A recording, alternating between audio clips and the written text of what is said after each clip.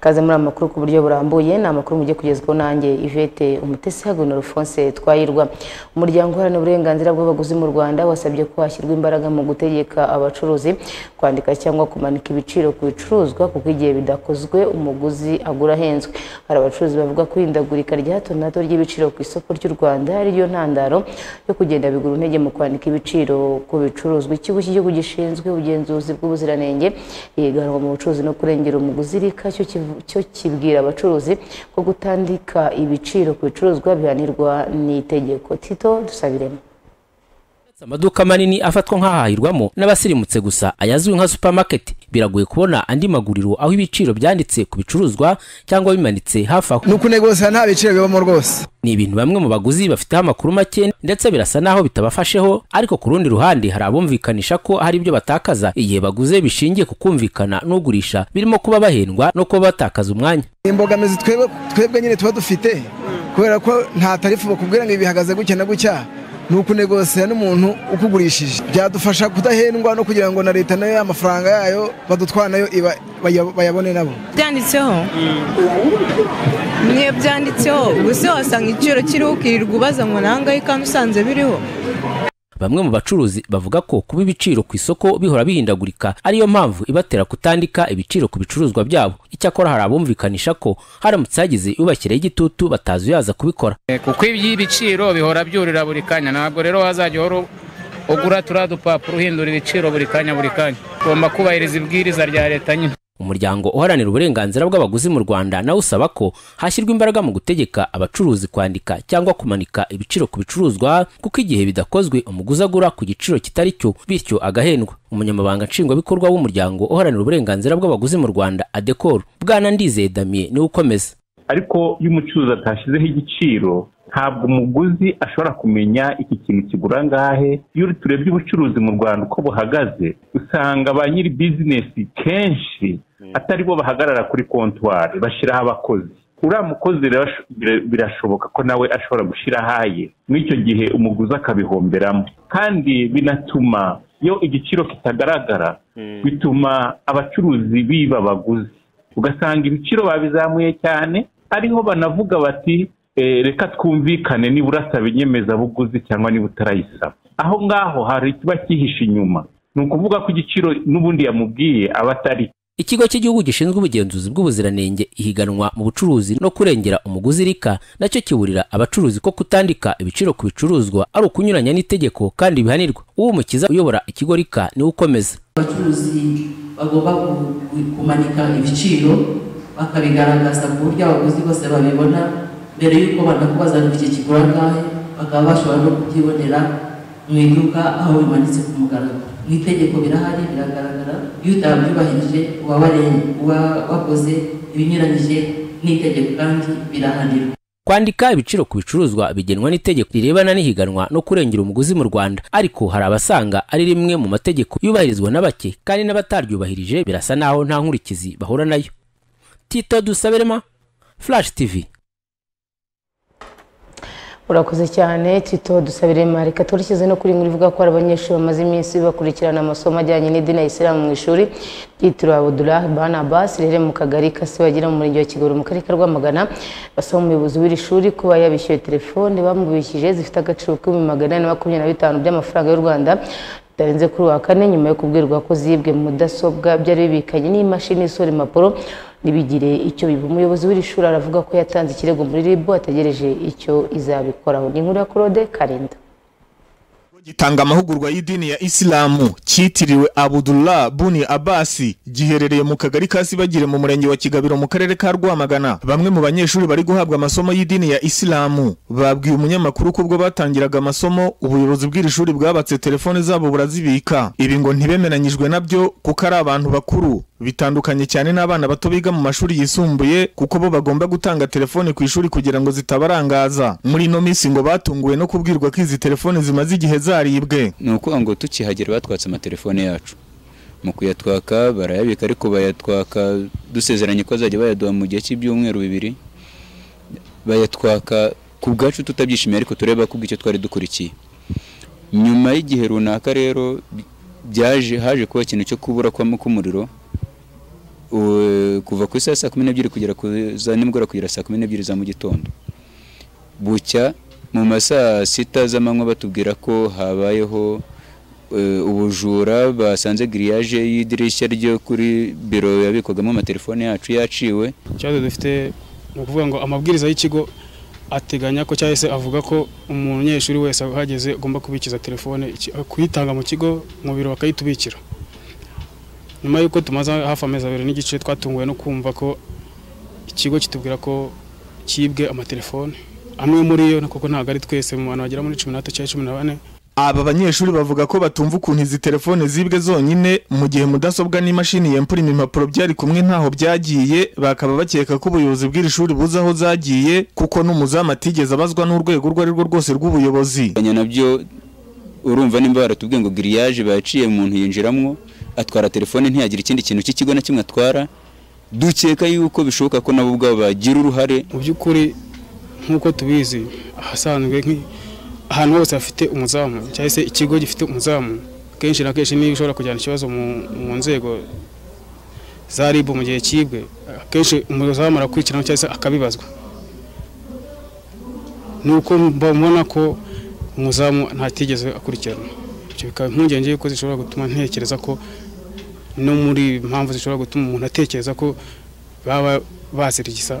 Aba banyeshuri bavuga ko kuri uyu wa kane bazahabwa certificate zibasezerera ko basoje amasomo, bakaba basaba ko bahabwa izi telefone zabo mbere yuko uyu muhango wo kubasezerera urugera, kuko ngo bamaze gutaha gukurikirana izi telefone byaba birangiye. Umuyobozi w'iri shuri ryitiriwe Abudul Bani Abasi riherereye mu kagari ka Sibagire mu murenge wa Kigabiro mu karere ka Rwamagana, aravuga ko izi telefone bazibitse muri sare y'abarimu, ibisambo bikamena idirishya bikazitwara, ariko ngo ikirego bamaze kugishyikiriza RIB bakaba bategereje ko hari kizabikoraho. Ni Shehe barihenda twaha se niyambaza inzego zibishinzwe RIB, bitangira gutanga ikirego, hanyuma kuri RIB bampiki barambwira bati genda ubabwire bakora urutonde rwa telefone zabo zabuze, hanyuma niki bakoresha na SIM swap. Aba banyeshuri bakaba basaba ko bahabwa telefone zifite agaciro k'ibihumbi 825 zose hamwe ngo zari 14. Claude Karinda, Flash TV, nari mu karere ka Rwamagana.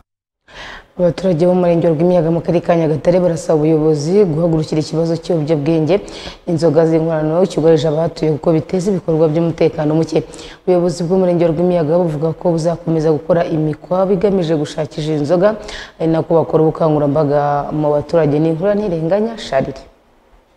Rwimiyaga mu karere ka Nyagatare hamaze iminsi hagaragara inzoga z'inkorano zitujuje ubuziranenge, abazinywe bagateza urugomo. Nk'uko abo twaganiriye babivuga, usanga abazinywa cyane ari urubyiruko, bikabaviramo guta ishuri no kurangwa n'ingeso mbi. Naho minsi ishize ubuyobozi bw'umurenge wa Rwimiyaga bufatanije n'inzego z'umutekano baherutse kumena litiro 450 z'inzoga zitujuje ubuziranenge zafatiwe mu mikwabo baheruka gukora. Aha niho bahera basaba ubuyobozi bw'uyu murenge kongera imbaraga mu gukumira izi nzoga kuko ziri kwiyongera, ari nako zongera umutekano muke.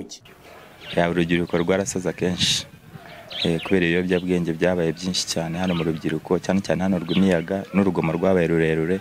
Rero turasaba ko basi bashyiramo umuhate ku biyobyabwenge bikagabanyuka, cyane cyane ndasaba abayobozi b'inzego z'ibanze babishyiremo umuhate.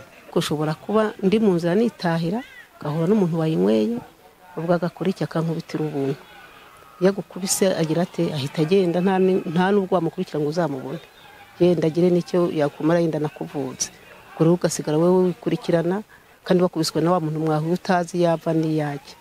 Izo ngaruka rezi tubaho twebwe tutanazima. Turavuga ngo yaba batubaga hafi bakabica burundu kuko twumvise nk'abantu babimene, tuhereza Imana icyubahiro. Umunyamabanga nshingwabikorwa w'umurenge wa Rwimiyaga Bwana Bagabo Anthony avuga ko gushakisha ibiyobyabwenge n'inzoga z'inkorano bizakomeza, ariko bakabijyanisha n'ubukangurambaga kuko iki kibazo kimaze gufata indi ntera. Twamenye ziriya, ariko turagira ngo tunatange n'ubutumwa ku bandi baturage.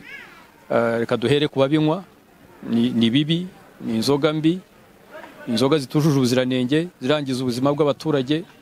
Umuturage hagiye hamwe inzoga nk'iri akayibona, yamubona nkwe icupa rimwe yasinda kumva ko ari yo nzoga nziza, ariko mu by'ukuri iyo urebye ibizigize nuko bazikora ni ibintu bishobora kwangiza ubuzima bw'abaturage. Umurenge wa Rwimiyaga ni umwe mu mirenge yo muri Nyagatare hana imbibi n'igihugu cya Tanzania, hamwe mu hanyuzwa ibiyobyabwenge nk'uko abaturage twaganiriye babivuga. Icyakora ubuyobozi bw'uyu murenge bugaragaza ko hashyizweho imboni z'umupaka kugira ngo ibikorwa nk'ibyo bikumirwe. Ntirenganya Charles, Flash TV.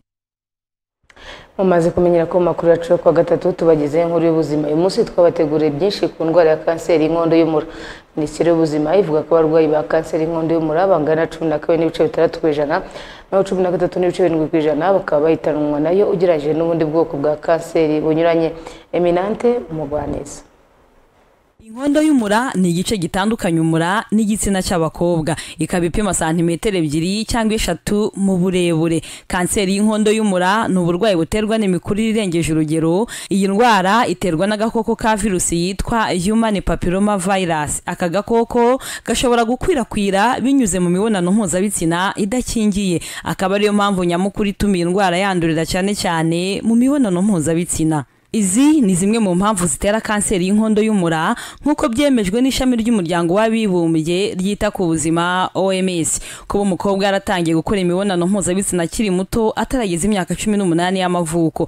Kuba umugore afite abagabo barenze umwe bakorana imibonano mpuzabitsina. Kuba umugabo afite abagore bakorana imibonano mpuzabitsina idakingiye. Iyi virusi ashobora kuyivana ku mugore umwe akayikwirakwiza mu bandi bagore aryamana nabo. Kuba umubiri udafite ubudahangarwa ku ndwara, urugero nk'ababana n'ubwandu bw'agakoko ka virusi itera sida, abarwaye izindi kanseri n'izindi ndwara, kurwara izindi ndwara zifata imyanya ndangagitsina nk'imitezi, imburugu ndetse n'izindi. Ibi ni ibimenyetso bya kanseri y'inkondo y'umura bihurirwaho na benshi: kuva amaraso mu gitsina mu buryo budasanzwe, kuva nyuma yo gukora imibonano mpuzabitsina, kuva cyane na nyuma yo guca imbyaro, kuva igihe kirekire cy'imihango, kuzana ibintu bidasanzwe mu gitsina bishobora kuba byivanze n'amaraso cyangwa amashira, cyane hagati mu kwezi kwawe cyangwa nyuma yo guca imbyaro. Kanseri y'inkondo y'umura ni kanseri yugarije isi, bityo hari ingamba nyinshi zashizweho wakurikiza kugira ngo wirinde kandi urinde inshuti zawe kanseri y'inkondo y'umura: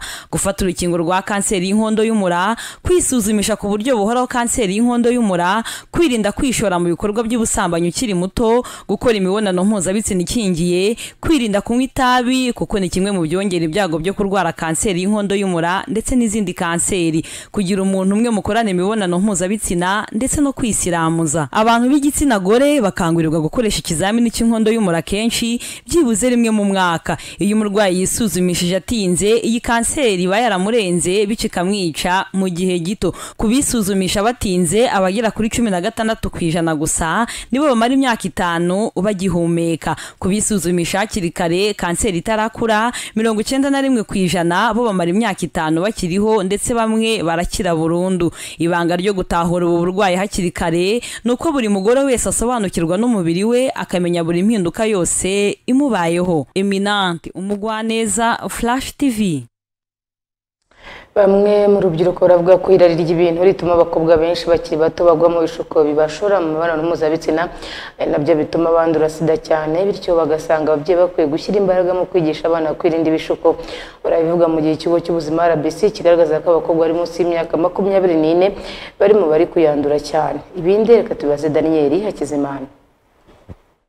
Ikigo cy'ubuzima RBC kigaragaza ko ubwandu bushya bwa virusi itera sida buri kwiganza cyane mu rubyiruko, ariko by'umwihariko abakobwa bari munsi y'imyaka 24 ngo bari kwandura cyane. RBC igaragaza ko abahungu b'imyaka 15 kugeza kuri 19 bafite ibyago bike byo kwandura ugereranyije na bashiki babo banganya imyaka. Bamwe mu rubyiruko rw'abahungu n'abakobwa bahuriza ku kuba irari ry'ibintu biri gutuma muri iki gihe abakobwa benshi bagwa mu bishuko bibashora mu mibonano mpuzabitsina idakingiye. Irari ryo gushaka ibintu badafite, nta kazi gahari, bashaka abantu bamaze kugafata bari hejuru, cyane cyane abenshi tunavuga ko ari nabo wenda basanga abana batera ubwo bwandu. Terwa nuko kubera abana batoya bashukwa n'utuntu dutoya, ugasanga bamushukishije wenda nka telefone. Abana b'abakobwa baba bakeneye nyine kwiyitaho, sibyo kugira ngo turebe ko twagira ejo hazaza wenda heza. Rero iyo bavuze ngo umuntu afite nyine nk'abagabo baba bafite amafaranga wenda ngo bayabahereze sometime, urumva rero iyo umubyeyi yanze kumva umwana aravuga ati bo nanjye ngomba gukoresha ubu buryo, njye nuko mbyumva. Hari ababyeyi bo bagaragaza ko kuba hari abana batagira kirera ku mpamvu zitandukanye zirimo n'uburangare bw'ababyeyi biri mu bituma abana b'abakobwa benshi bagwa mu bishuko by'ababashora mu mibonano mpuzabitsina inavamo kwandura virusi itera sida. Ikibazo kiri guterwa n'uko abana abenshi hari igihe birera abandi babana n'ababyeyi babo ntago bagishaka kumvira ababyeyi cyangwa se ntago ababyeyi babo baganiriza abana babo ku by'imyororokere ndangagitsina, bigatuma wenda bagera muri ya myaka y'ubwangavu batabisobanukiwe, bakaba babasha kuba wenda bagwa mu bishuko biri hanze aha ngaha. Yaba ababyeyi n'urubyiruko basanga hari imbaraga zikwiye gushyirwa mu bukangurambaga bujyanye no kwirinda sida. Numva bakwiye ikintu cyakorwa cy'ingenzi, bakaba bafite nk'ahantu muri karitsiye urubyiruko ruhurira mu migoroba, akagoroba k'urubyiruko bakagirwa izo nama, n'ubwo zibwirwa bamwe ntibabyumve, ariko njye mbona byakongerwa kuko hamwe na hamwe nta naho biba biri tu. Hakorwa kwirinda k'umukobwa akirinda gushukwa n'utuntu dutoya. Ahantu hahurira urwo rubyiruko rukiri rutoya nk'ubu ngubu mu biruhuko, nuko bagerageza kuhashyira abantu bahuguwe bakabasha kugerageza kwigisha abo bana. Icya mbere burya ni ukuganiriza ababyeyi, bakabafasha nyine bakabahugura uburyo ki bagomba kwita ku bana. Usibye abakobwa bari munsi y'imyaka 24, RBC igaragaza ko ibindi byiciro by'ingenzi bikunze kwandura virusi itera sida birimo abakora umwuga w'uburaya n'abaryamana bafite ibitsina biteye kimwe. RBC ivuga ko ubu yahinduye umuvuno mu bukangurambaga, aho ngo isigaye ireba ibyiciro byugarijwe akaba ari byo yegera, bikaganirizwa binerekwa imibare abahinduka bagahinduka. Dr. Ikuzo Basile ni umuyobozi ushinzwe kurwanya virusi itera sida n'izindi ndwara zandurira mu mibonano mpuzabitsina. Ntabwo iki cyorezo kikiri mu baturage en general nk'uko byari bimeze kera tutarabona imiti ihagije. Ubu rero icyorezo kigiye kiri muri kategori zitandukanye.